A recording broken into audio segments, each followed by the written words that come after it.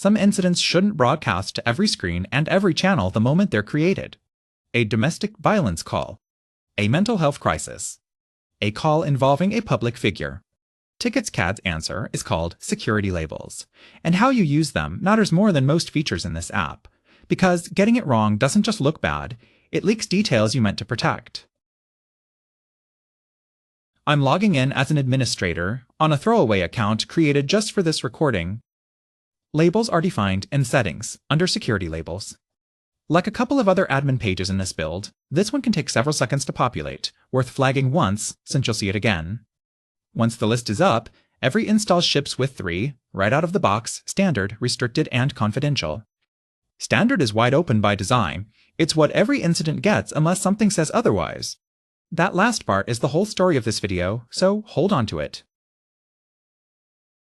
Open a label, and again, give this one a moment too, same reason as before.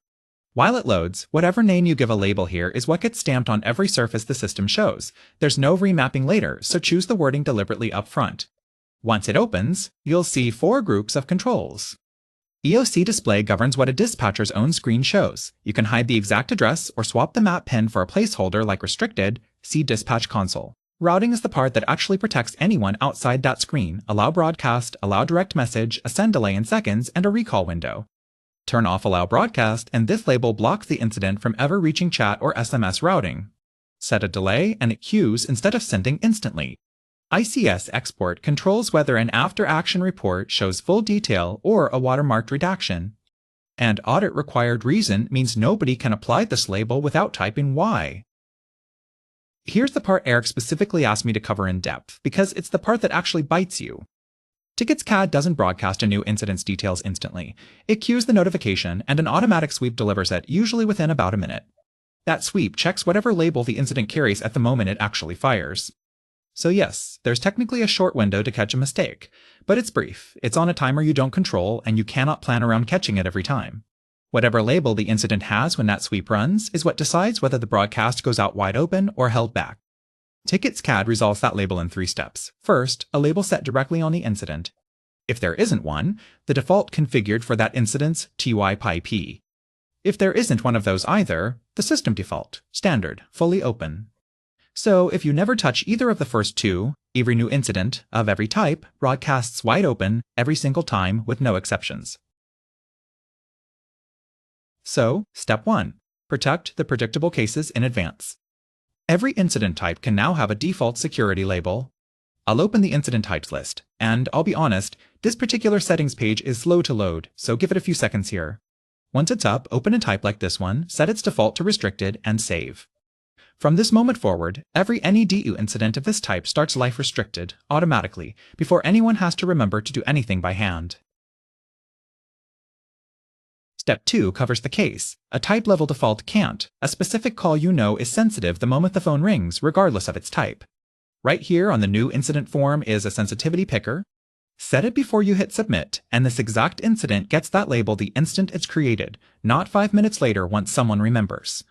An explicit choice here always wins over the type's default. And there it is on the incident page. The badge next to the title shows exactly which label is active. This badge is also how you fix a call, after the fact, which is the last thing I want to show you. Compare that to this incident, where I left sensitivity on its default, and the type has none configured either. Give it a second to finish creating and open up, and there, its badge reads standard. So within roughly a minute, unless someone catches it first, its first broadcast goes out under standard, wide open. Clicking the badge opens a picker. I'll set this one to restricted now with a reason.